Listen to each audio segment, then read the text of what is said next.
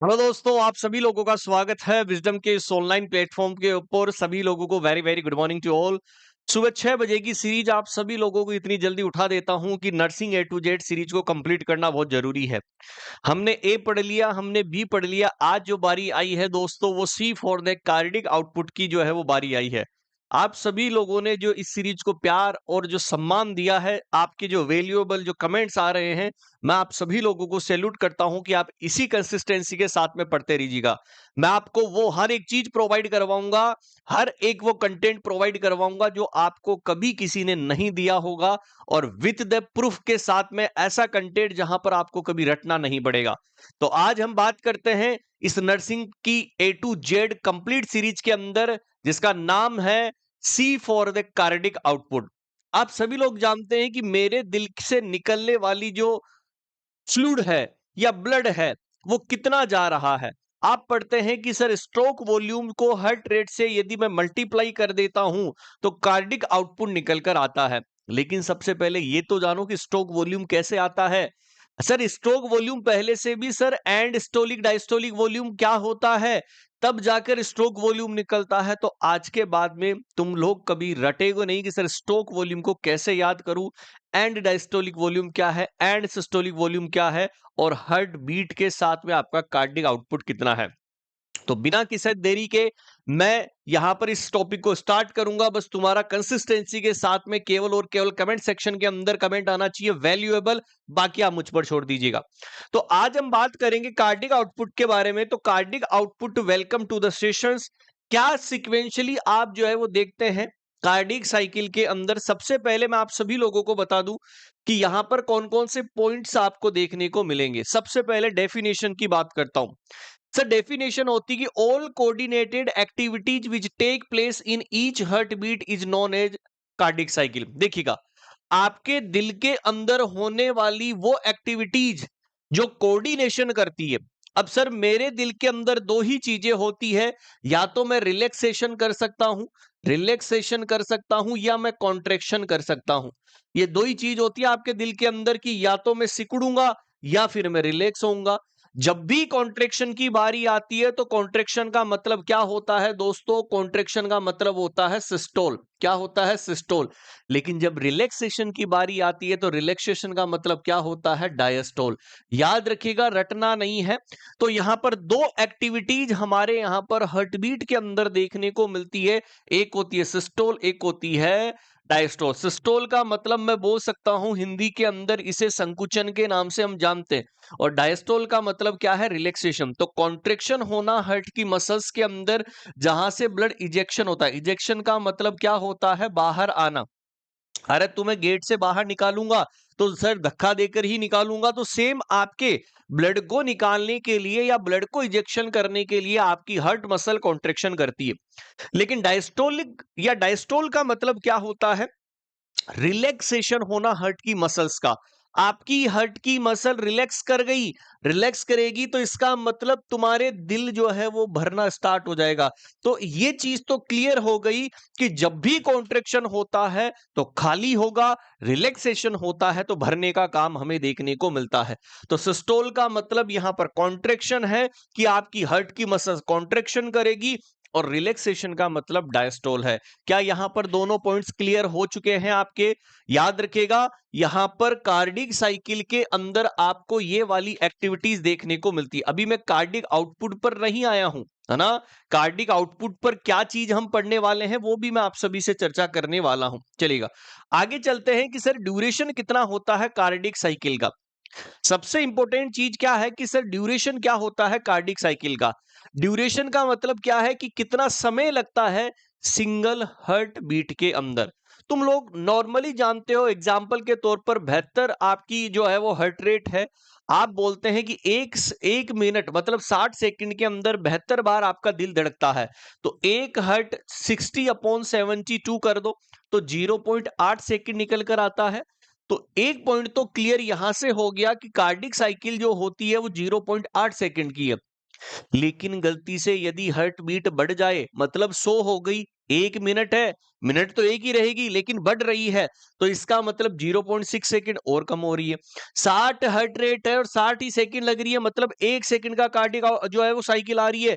तो नॉर्मली जो जनरल हम पढ़ते हैं वो यहां से पढ़ते हैं, चलेगा। सर 0.8 सेकंड के अंदर क्या-क्या इवेंट्स आते हैं वो चीज मैं आपको बताने वाला हूं। तो देखिएगा, आप सभी लोगों को ये चक्कर नजर आ रहा होगा कि ये तो सर चक्कर व्यू है हमारे लिए। ड्यूरेशन कितना होता है? सबसे पहला क्वेश्चन यही आता है कि कार्डिक साइकिल का जो ड्यूरेशन होता है 0.8 सेकंड हमें देखने को मिल रहा है दोस्तों। सामने की तरफ लिखा हुआ है हर एक चीज कि कितना ड्यूरेशन आपको देखने को मिल रहा है। Then atrial systole, atrial systole, systole का मतलब देखो, सिस्टोल और डायस्टोलिक दो चीजें। सिस्टोल का मतलब जब एट्रियम कॉन्ट्रेक्शन करता है तो 0.1 सेकंड का समय लेता है, एट्रियोल डायस्टोल करता है तो 0.7 सेकंड का समय लगता है। तो बोलो यहां पर इन दोनों को जोड़ोगे तो कितना आता है? 0.8 सेकंड, है ना। वेंट्रिकुलर जब कॉन्ट्रेक्शन करता है तो 0.3 सेकंड, और यदि डायस्टोल करता है तो 0.5 सेकंड। तो ये भी सर 0.8 सेकंड हो गया। तो यहां पर तुम्हारी ये वाली बात तो सिद्ध हो गई कि जब मेरी नॉर्मल हार्ट रेट यदि बेहतर है, 1 मिनट के अंदर आपके यहां पर जो है 0.8 जो है सेकंड का समय लगने वाला है कार्डियक साइकिल के अंदर। बहुत ही प्यारा सा कॉन्सेप्चुअल क्वेश्चन है।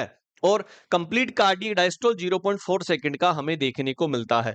तो यदि ये चीज आपसे पूछी जाएगी तो याद रखना। अब बारी आती है, 3-4 टर्म आपकी बनती है। देखो अभी तक मैंने कार्डिक आउटपुट पर गया नहीं हूं, कार्डिक आउटपुट पर तो अब जाऊंगा, ठीक है ना। अब सबसे इंपॉर्टेंट चीज यहां पर कार्डिक आउटपुट के अंदर हम पढ़ते हैं, एक होता है ईडीवी, एक होता है ईएसवी, एक होता है स्ट्रोक वॉल्यूम जिसे सिंपल एसवी बोलते हैं, और फिर आता है कार्डिक आउटपुट। देखो कार्डिक आउटपुट लास्ट में है, इससे पहले क्या क्या चीजें हो रही हैं वो हम पढ़ेंगे। ई का मतलब है एंड, डी का मतलब डायस्टोलिक, वी का मतलब वॉल्यूम।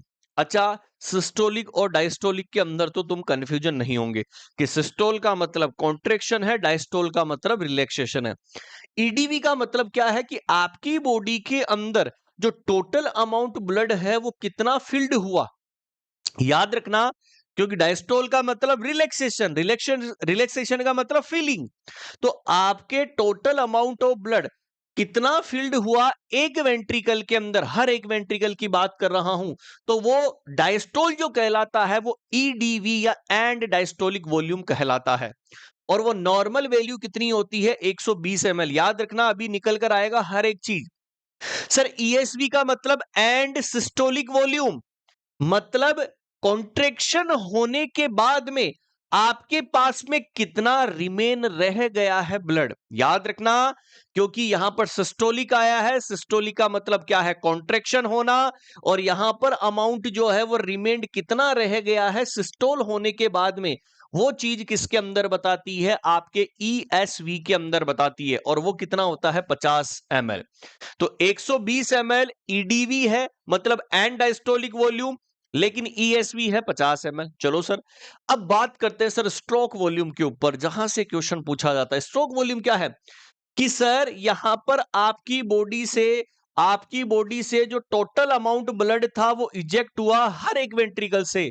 तो सर यहां पर तो पहले फिल हुआ, फिल होने के बाद में निकला, और दोनों इवेंट को जब आप माइनस करोगे, जब स्ट्रोक वॉल्यूम की बात आती है तो ईडीवी को ईएसवी से माइनस कर दो। ईडीवी कितना है? 120, और यहां पर ईएसवी कितना है? 50। तो जब आप नॉर्मल निकाल कर आते हो तो तुम सभी लोग बोलते हो कि स्ट्रोक वॉल्यूम 70 ml होता है। याद है कि कैसे होता है 70 ml? वो इस तरीके से होता है कि ईडीवी को ईएसवी से जब माइनस करोगे तब आपके पास में ये स्ट्रोक वॉल्यूम आता है कि टोटल अमाउंट ऑफ ब्लड आपके पास में कितना इजेक्टेड हुआ है हर एक वेंट्रिकल से, ये निकलता है स्ट्रोक वॉल्यूम। आज के बाद में कंफ्यूजन नहीं होंगे। इतने दिन रट रहे थे कि सर स्ट्रोक वॉल्यूम 70 ml होता है, 70 ml होता है, लेकिन होता यहां से है। जब यहां से ये चीज पता होगी तब आपको ये चीज आएगी। अब बारी आती है सर कार्डियक आउटपुट की, और यहां से जो टॉपिक की गाइडलाइन थी वो मैंने सेट करी।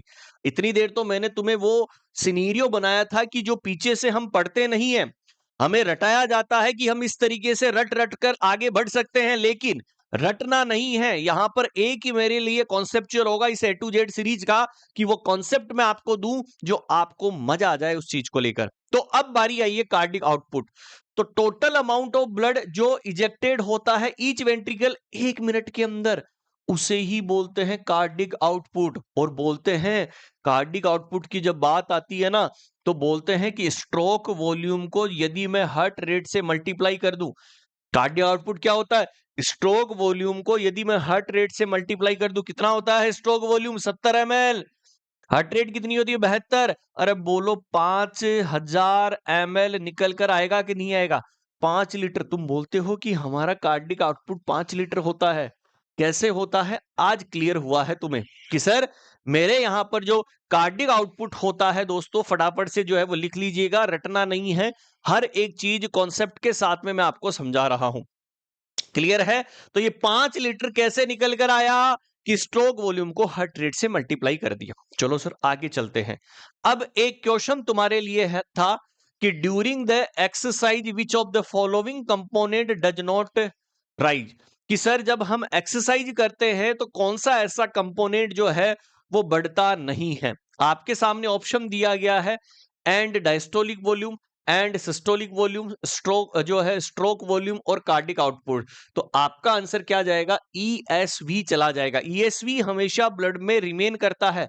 अरे अरे सिस्टोलिक और डायस्टोलिक का मतलब क्या है, क्योंकि ये तो क्या करेगा, रिमेन रहता है, रिमेन रहता है, ठीक है, कांस्टेंट रहेगा। तो सर जो ये बढ़ेगा क्या, नहीं sir.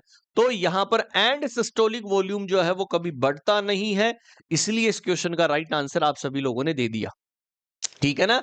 The cardiac output does not depend upon the amount of blood in body. आप सभी लोग यही बोलते हैं कि ज्यादा ब्लड होगा तो ज्यादा कार्डिक आउटपुट होगा, नहीं, कभी भी इसके ऊपर डिपेंड नहीं करता है। ये मेनली डिपेंड करता है स्ट्रोक वॉल्यूम। यदि आपके ESV और EDV का रेशियो ज्यादा आ रहा है तो सर वहीं से खेल स्टार्ट हो जाता है। तो ये एक बेहतरीन लाइन है कि कार्डिक आउटपुट जो है वो किस पर डिपेंड करता है, वो करता है सर स्ट्रोक वॉल्यूम के ऊपर। क्लियर है, आज के बाद में याद रखना।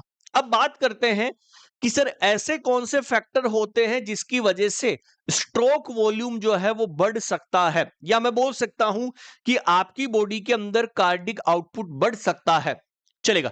सबसे पहला है वीनस रिटर्न, कि मेरे पास में सर 1 लीटर जो है, सॉरी 5 लीटर जो है वो क्या था, ब्लड था, और वो 5 लीटर फिर से आ रहा है। तो सर जितना वीनस रिटर्न आएगा superior vena cava, inferior vena cava के अंदर, याद रखिएगा, सिंपल मैं बताऊं कि ये तुम्हारा दिल है, ठीक है, ये तुम्हारा दिल है, ये राइट एट्रियम है, ये राइट वेंट्रिकल है, लेफ्ट एट्रियम, लेफ्ट वेंट्रिकल। तुम सभी लोग जानते हो superior vena cava, inferior vena cava यहां से आती है, inferior vena cava, superior vena cava यहां पर ब्लड डालती है। तो यही चीज क्या कहलाती है, वीनस रिटर्न कहलाती है। जितना ज्यादा वीनस रिटर्न होगा उतना ही आपका कार्डिक आउटपुट निकलेगा। सिंपली ये इस चीज में समझाने की कोशिश कर रहा हूं। वीनस रिटर्न का मतलब है कि समानुपाती होता है कार्डिक आउटपुट, जितना कार्डिक आउटपुट उतना ही वीनस रिटर्न आपको देखने को मिलेगा। देखिएगा कौन कौन से ऐसे फैक्टर हैं जो बढ़ता है, जब तुम एक्सरसाइज करते हो, तुम सभी लोग एक्सरसाइज करते हो, तो एक्सरसाइज करने के दौरान आपके यहां पर वीनस रिटर्न ज्यादा बढ़ता है। यदि वीनस रिटर्न ज्यादा बढ़ेगा तो स्ट्रोक वॉल्यूम बढ़ेगा, स्ट्रोक वॉल्यूम बढ़ेगा तो कार्डिक आउटपुट बढ़ेगा। तो तुम्हारे दिल की धड़कन बढ़ जाती होगी, तुमने देखा भी होगा, डिमांड ज्यादा हो गई, मेरे हर एक बॉडी को चाहिए, तो सर वीनस रिटर्न ज्यादा, स्ट्रोक वॉल्यूम ज्यादा एक्सरसाइज में, और कार्डिक आउटपुट ज्यादा। लेकिन दोस्तों जब तुम सोते हो, जब तुम सो रहे थे, तो तुम्हारी जो वीनस रिटर्न जो होता है वो कम होता है, क्योंकि मसल्स हमेशा सोते समय एकदम रिलैक्सेशन रहती है। जब मसल्स रिलैक्सेशन रहेगी तो स्ट्रोक वॉल्यूम भी कम रहेगा, और स्ट्रोक वॉल्यूम कम रहेगा तो कार्डिक आउटपुट भी कम रहने वाला है। तो एक्सरसाइज के अंदर वीनस रिटर्न ज्यादा, स्ट्रोक वॉल्यूम ज्यादा, तो कार्डिक आउटपुट ज्यादा।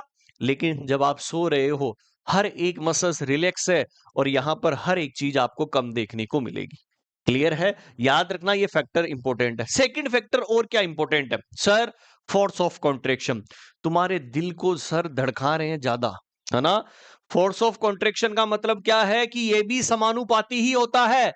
कि जितना फोर्स ऑफ कॉन्ट्रेक्शन तुम लगाओगे, जितना जोर ज्यादा लगाओगे, उतना ही तुम्हारे से हलवा बाहर निकल कर आएगा। यस या नो? तुम जितना कॉन्ट्रेक्शन दोगे उतना ही ब्लड बाहर आएगा, जितना कॉन्ट्रेक्शन करोगे जितना ही ब्लड बाहर आएगा।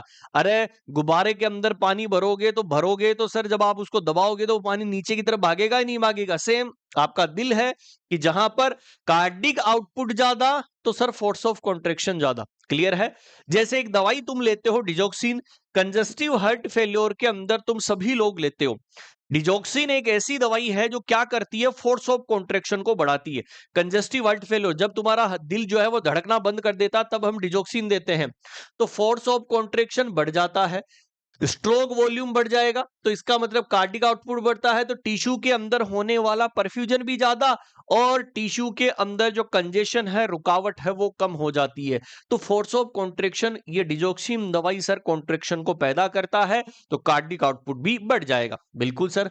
सर स्ट्रोक वॉल्यूम सेम ही तो है कि जितना स्ट्रोक वॉल्यूम होगा ज्यादा उतना ही कार्डिक आउटपुट ज्यादा होगा, क्योंकि स्ट्रोक वॉल्यूम को तो हार्ट रेट से मल्टीप्लाई करना है, तो जितना स्ट्रोक वॉल्यूम, हार्ट रेट तो वही रहेगी, तो उतना ही कार्डिक आउटपुट बढ़ता रहेगा। पेरिफेरल रेजिस्टेंस, सर एक मेरे पास पाइप है और पाइप को यदि मैं दबाऊंगा तो इसका मतलब रेजिस्टेंस आएगा, और तुम्हारी ब्लड वेसल्स को यदि मैं रेजिस्ट कर दूंगा, छेना छेड़खानी करूंगा, उसे दबाने की कोशिश करूंगा, कि मैं रोकने की कोशिश करूंगा, तो सर मेरा कार्डिक आउटपुट रुकेगा कि नहीं रुकेगा? बिल्कुल रुकेगा।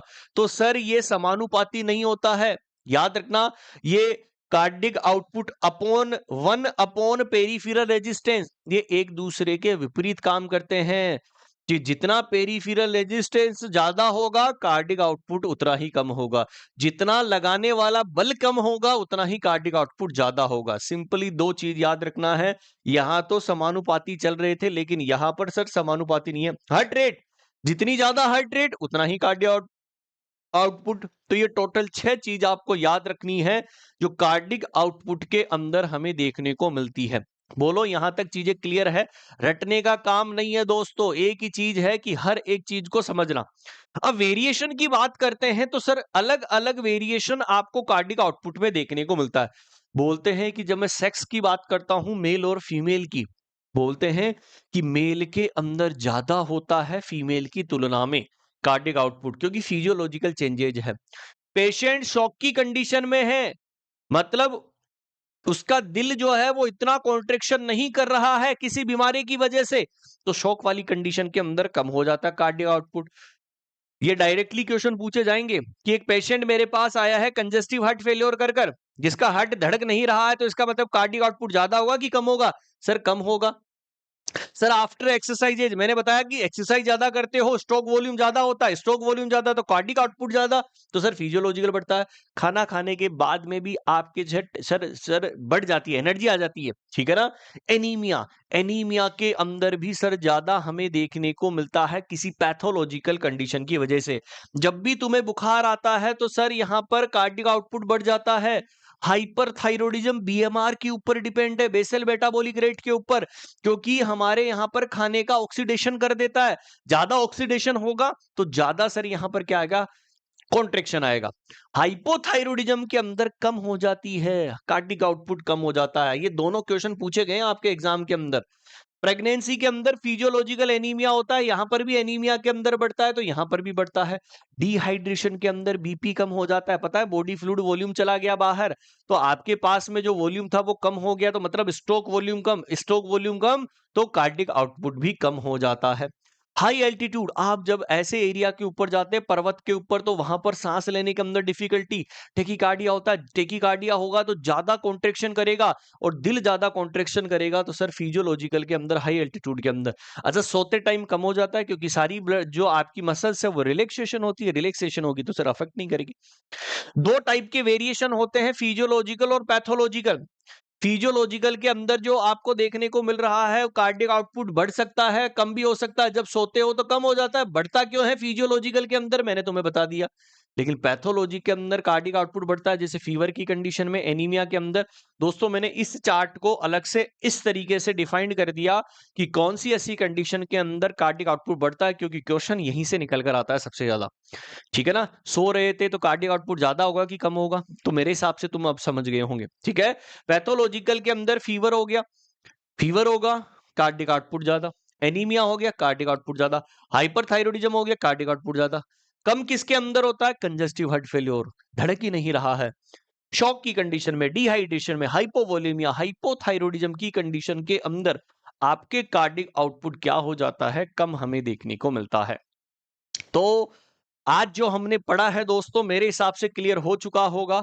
एक शानदार सेशन मैंने तुम्हारे लिए लेकर आया कार्डिक आउटपुट के ऊपर, और किस तरीके से कार्डिक आउटपुट बढ़ सकता है, कम होता है, ये हमने पढ़ा। हमने ए पढ़ लिया, हमने बी पढ़ लिया और आरसी भी पढ़ लिया। डी तो तुम कमेंट सेक्शन के अंदर मुझे बताओगे अपने वैल्यूएबल कमेंट सेक्शन के साथ में। जितने ज्यादा कमेंट आएंगे मैं इस सीरीज को उतना ही प्यार और सम्मान के साथ में बढ़ाता रहूंगा दोस्तों। आज हमने सी फॉर द कार्डिक आउटपुट पढ़ा। आज के बाद में तुम्हें यह नहीं पता जो है वो चल रहा था कि सर स्ट्रोक वॉल्यूम क्या होता है, आज से तुम्हें स्ट्रोक वॉल्यूम पता चलेगा। सर स्ट्रोक वॉल्यूम निकलता कैसे, तुम्हें ईडीवी ईएस भी पता चलेगा। हार्ट रेट को कैसे मल्टीप्लाई करेंगे तब 5 लीटर होता है, कार्डिक साइकिल कितने सेकंड की होती है, तो तमाम सब चीजें मैंने आप सभी लोगों को बता दी है।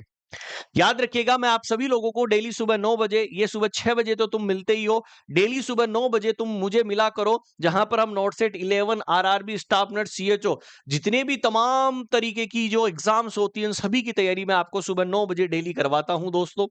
उसके साथ में आप सभी लोगों को बता दूं कि शताब्दी बैच 2.0 स्टार्ट हो चुका है, जो आरआरबी नर्सिंग सुपरिटेंडेंट के लिए रहने वाला है। याद रखिएगा, आरआरबी के अंदर दो प्लान है, बेसिक और एडवांस।